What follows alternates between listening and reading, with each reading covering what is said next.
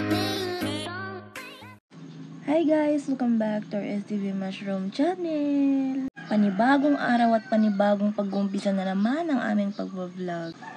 Matagal pong nawala si Papa and alam ko po na maraming naghihintay at nag-aabang sa kanya. Kung bakit nasabi ko na maraming naghihintay dahil kahit po na hindi nakakapag-upload si RSTV ay napakarami pa rin pong mga nagtatanong at pasensya na lang po kung bakit hindi namin nasasagot dahil sobrang busy po kasi ni Papa.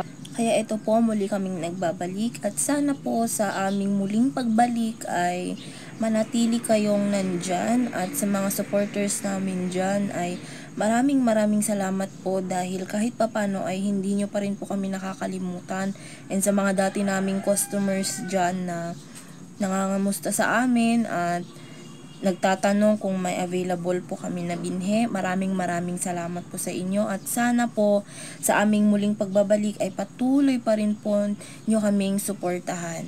Kaya abang-abang lang kayo guys dahil alam ko na maraming nakakami sa pagtatanim serye ni RSTV.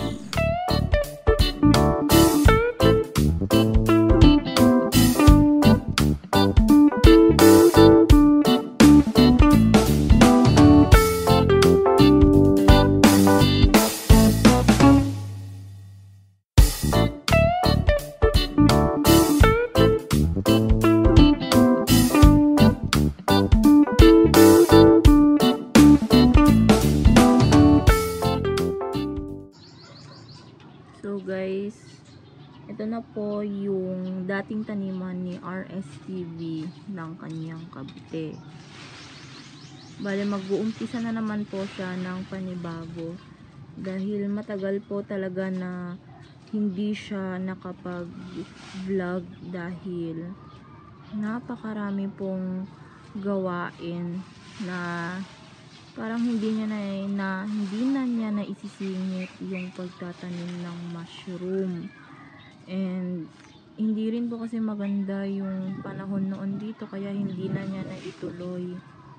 And sa mga nagtatanong po kung may benta po kaming binhi ay wala pa po sa ngayon dahil ito po mag-uumpisa pa lang po na magtanim ulit si RSTV. Ayan. And maganda-ganda na po yung panahon ngayon dito sa amin. Yan. Kaya magtatanim na po ulit si RSTV. Sana po patuloy nyo po siyang suportahan. Dahil hindi niya po yan magagawa kung hindi dahil sa inyo. Ayan.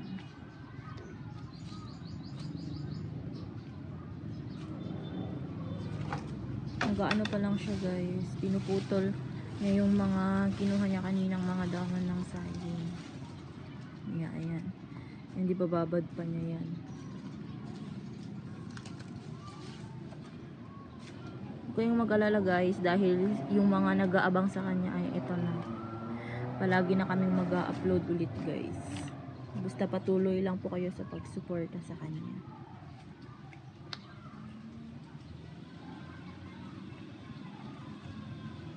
Ulit kung paano po gumawa ng mother's spoon.